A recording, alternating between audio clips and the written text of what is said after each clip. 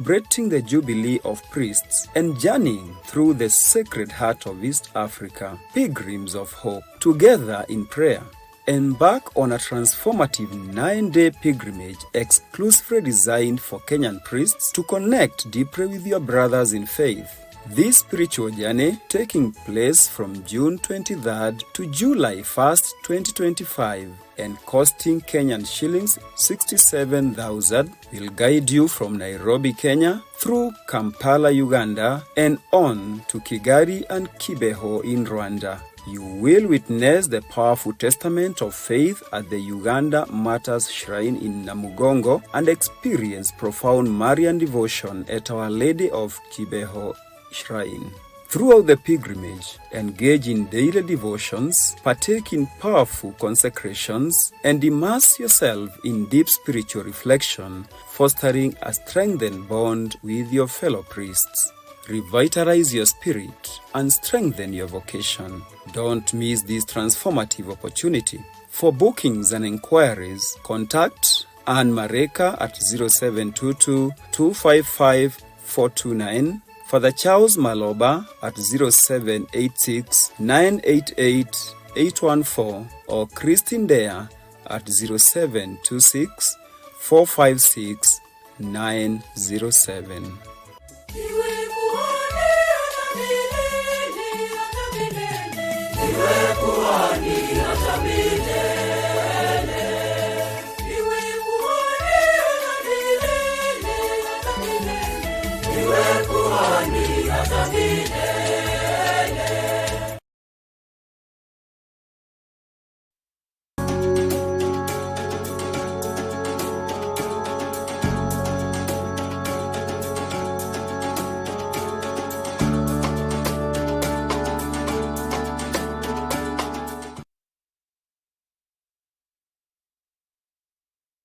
Catholic Focus this third day of June 2025, a day marked by deep sorrow, solemn remembrance, and profound faith.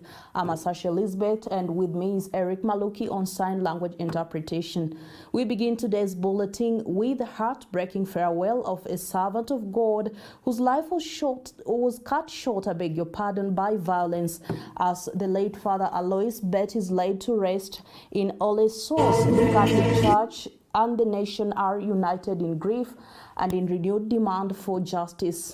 Meanwhile, across the border, Uganda has once again turned the global spotlight on Namugongo, where millions of pilgrims have gathered to honor the unshakable faith of the Uganda martyrs. From Kenya's sacred grounds to the spiritual heart of East Africa, we'll bring you stories of sacrifice, courage, and inspiration. Let's journey together through these headlines shaping the Catholic community this week.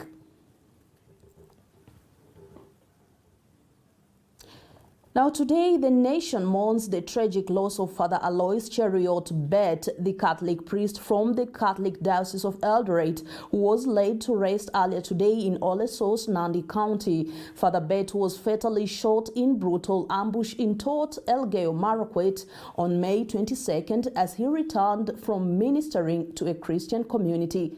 His death, the second killing of a Catholic priest in Kenya in under a week, has sent shockwaves through the church and across the country. Religious and political leaders alike condemned the senseless violence, with calls for swift justice and tighter security in volatile regions like Kerio Valley. The Kenya Conference of Catholic Bishops responded by suspending all pastoral services in the area, citing rising insecurity and lack of protection for clergy. Today's emotional burial was not just a moment of grief, but a rallying cry for action, accountability, and peace in a region long plagued by banditry and bloodshed. Take a look.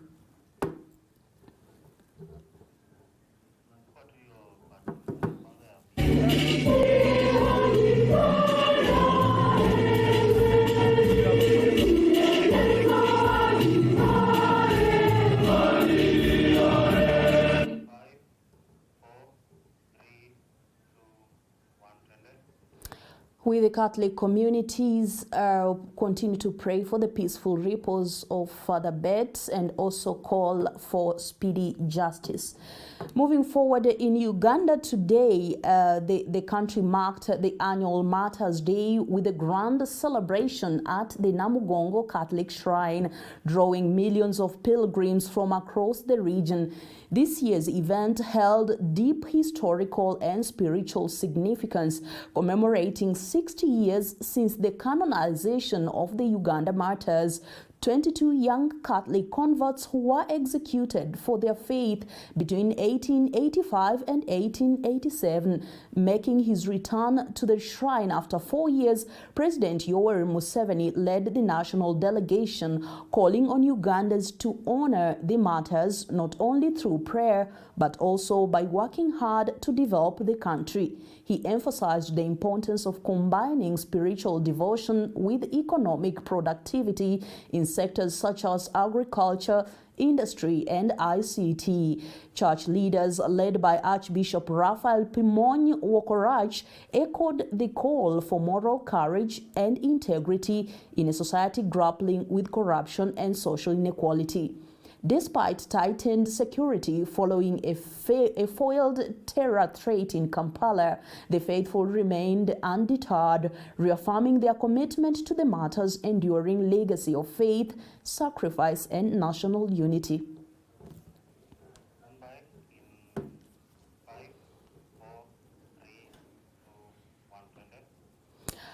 Well, that story will bring you a comprehensive package in our subsequent bulletins later at 7 p.m. So moving forward, Slovenian President Nataša Mušar has called on Kenyans and the world to act boldly and urgently against the escalating climate crisis, warning that we are fast approaching a critical tipping point. Speaking at Jomo Kenyatta University of Agriculture and Technology, JKUAT, during her official visit, President Mušar stressed that no nation is safe from climate change's devastating effects. She urged a united efforts, saying that environmental conservation is a shared responsibility that requires immediate collaboration across all sectors. Here is Maureen Kimani with more.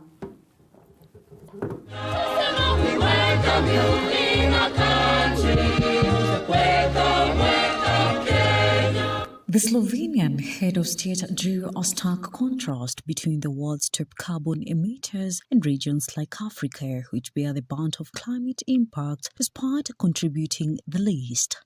The climate is changing rapidly, and the climate doesn't know borders. It doesn't need a visa to visit Kenya or Germany or Slovenia.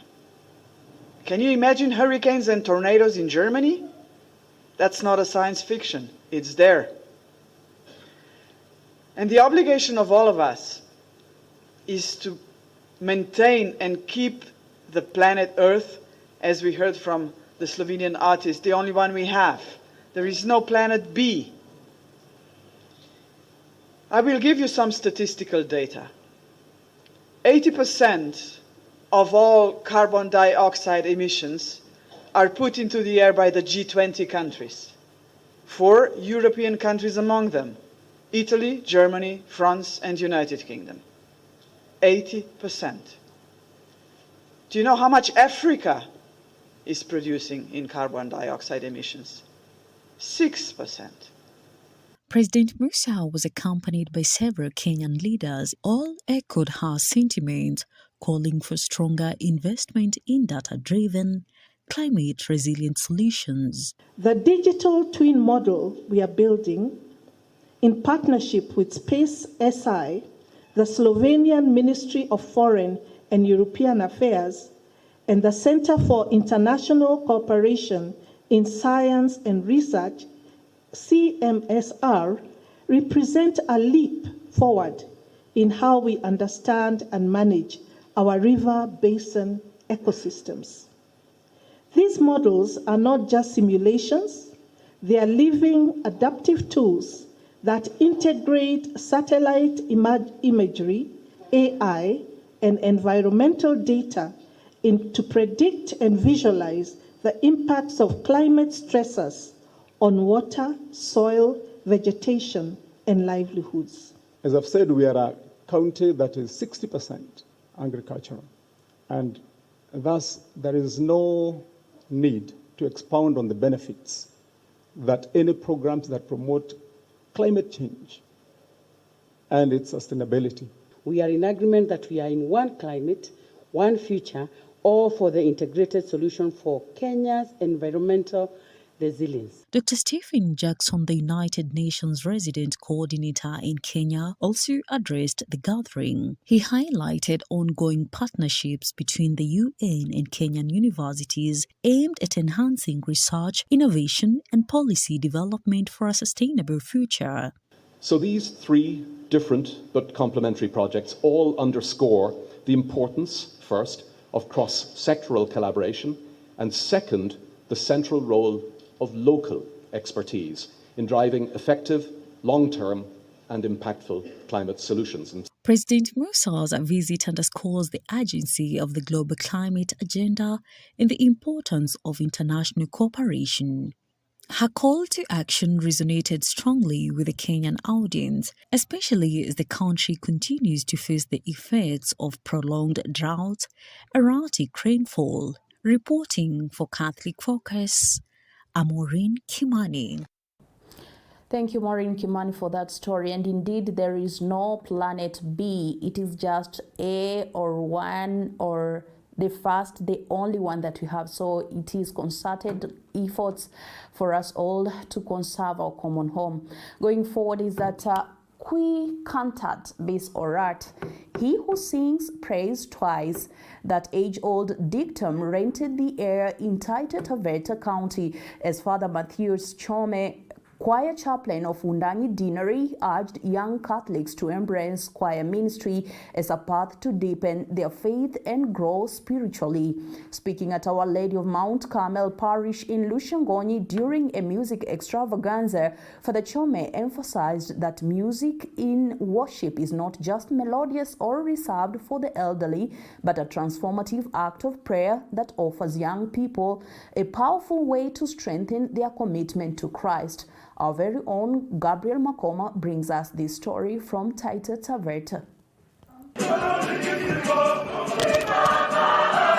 Speaking during a music extravaganza for the Wundanyi and Bura Deaneries held at Our Lady of Mount Carmel Catholic Church in Lushangonyi Parish, Father Matthias Chome emphasized that it is important for the young people to join choirs in their churches, as it is one of the key ways to fully participate in the church service and to build a strong community of believers. Kwaya nyingi sana ziko na watu wazima, vijana tumeona isipokuwa parokia moja tu ya Mwatate. Parokia hizo zote zingine wengi ni wale wa umri ya kati ya miaka 35 kuendelea. Kwa hivyo ni wito kwa vijana ya kuwa kweli mnastahili kumtumikia Mwenyezi Mungu katika hali na uwezo ambao Mwenyezi Mungu amekupatia. Muko na nguvu, muko na uwezo, muko na maarifa. Naomba mkaweze kutumia talanta hizo nyingi ambazo mko nazo ili kumtumikia Mwenyezi Mungu na hasa katika uimbaji.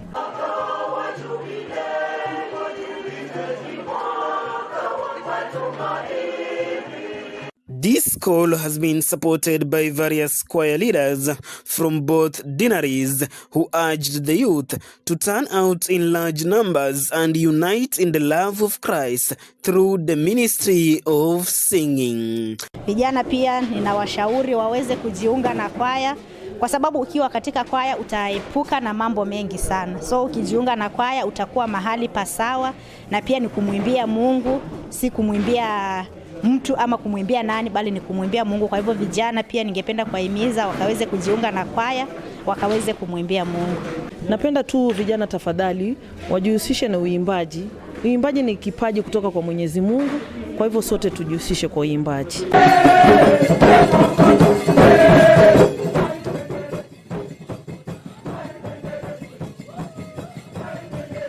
The event was was attended by choirs from various parishes with jubilation and great joy filling the atmosphere.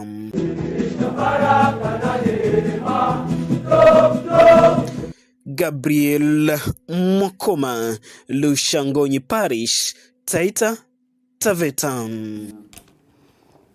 Well, for those of us who are choristers, we can really resonate with that message by Father Chome. Now, residents of Kakamega town and its surrounding areas have a reason to smile thanks to a Kenyan shillings 50 million investment by the county government in a major water supply initiative, the Savannah Water Project. The project is set to deliver clean and safe water to several parts of the town, marking a significant step toward improving access to essential services. Our reporter Deborah Mwania has the full story. Speaking during a ceremony to receive approximately 2,400 water pipes that will be used in the distribution process, Kakamega Governor Fernandes Barasa said the project is expected to benefit around 6,000 residents. Governor Barasa urged residents not to be misled by politicians spreading rumors and misinformation about his administration's development efforts, noting that the investment will help reduce the county's reliance on water sourced from Tindinyo in the neighboring Nandi County. Kuzindua maji yetu ya Savannah ambayo imetugharimu shilingi milioni 50. Najua tumekuwa na shida kubwa sana hapa town. Watu wanapata maji siku 3 kwa wiki. Lakini baada ya mradi huu ambao tunazindua leo, watu wa Lurambi, watu wa Shitao, watu wa Mayakalo, watu wa Shirere, watu wa Sheywe na pia watu wa Butoto Central watapata maji. Hata Shinyalu pia, kwa sababu hii ni project kubwa sana ambayo itasaidia mambo ya amasi Mliangu. Na leo tuko na pipes ambazo tuna receive hapa.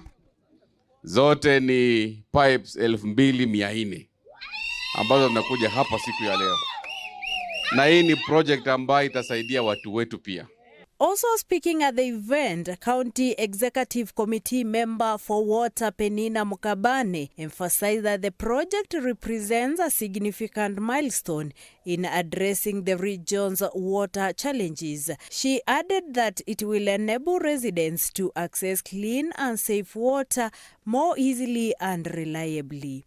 Tumepokea pipes za maji zikiwa 2,400 na kila pipe ni ya mita 12 na tuna target ziweze kufika umbali wa kilomita 3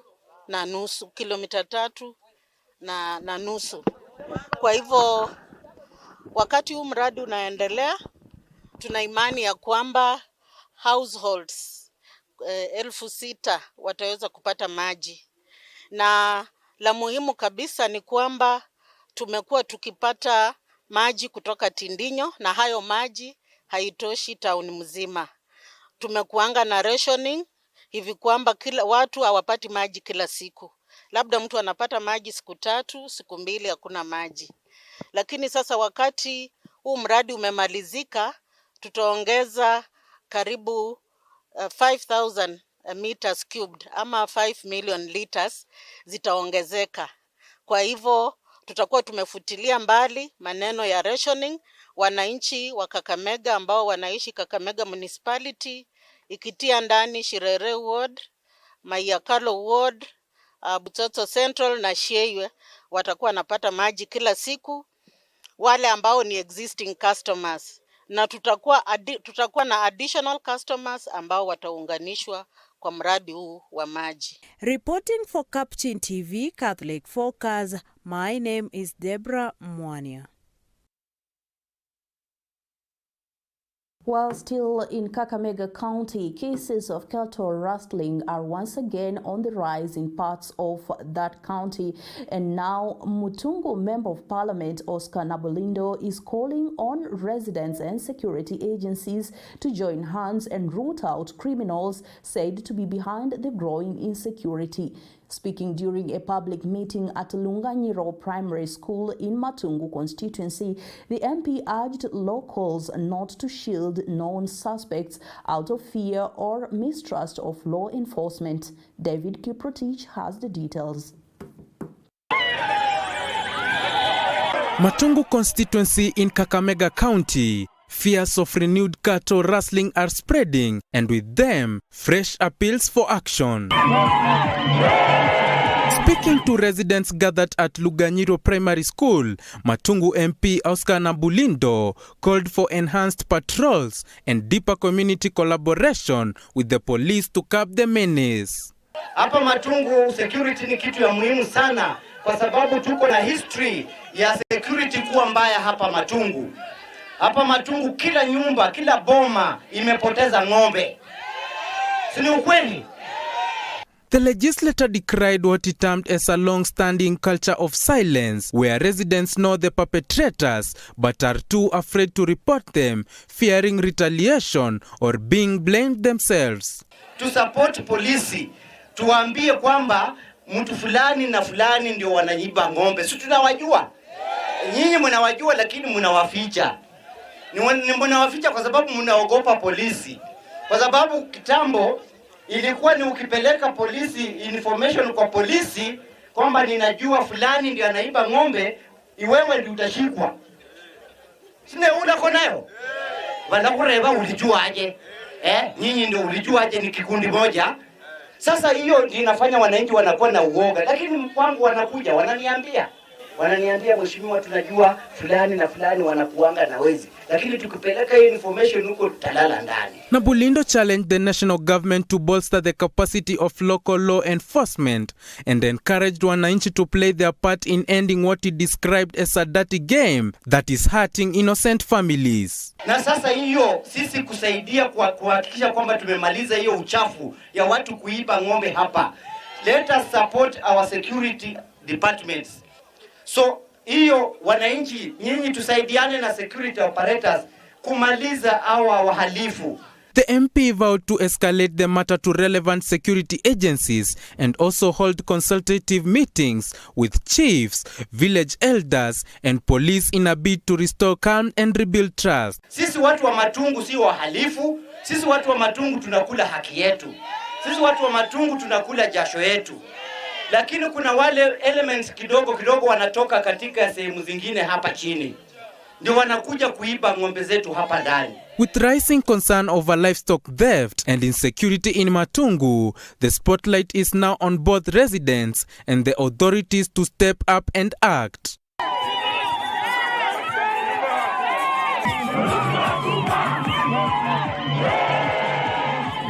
Reporting for Catholic Focus, my name is Kiprotich David. Still, the Catholic Focus is said in Kakamega. Lugari Member of Parliament Nabi Nabwera has assured parents that the government will fully cover national examination fees for students, reversing an earlier directive that had shifted the cost burden to households. Speaking at the official handover of 8 newly built classrooms at Locho Primary School, funded through the National Government Constituencies Development Fund, Nabwera emphasized the critical role the NCBA plays in supporting grassroots development.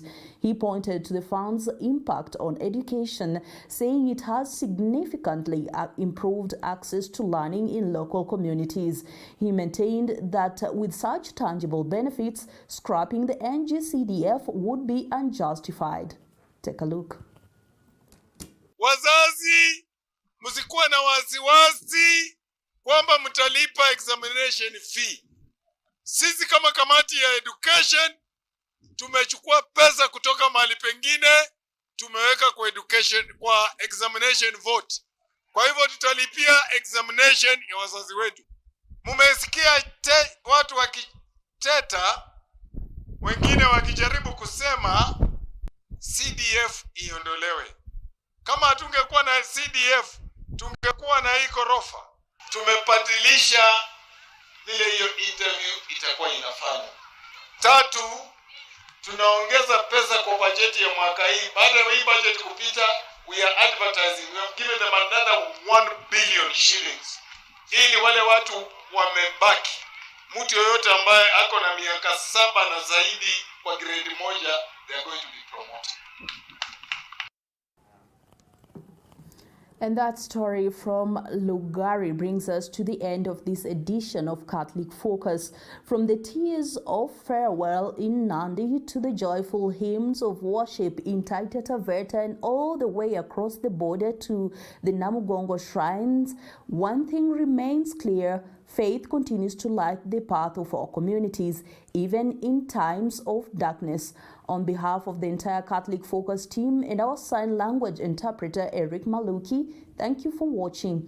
I'm Sasha Elizabeth, wishing you peace, purpose, and a prayer in the days ahead. Good day.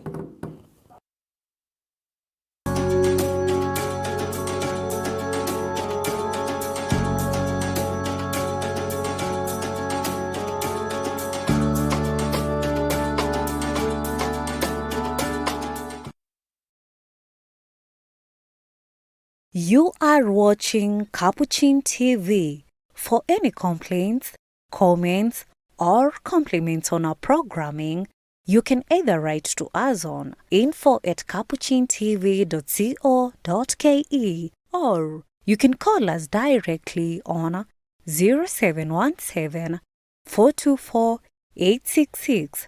Your complaint shall be addressed within 7 days. Remember to keep a copy of your communication with us. Keep watching Capuchin TV, your Catholic identity.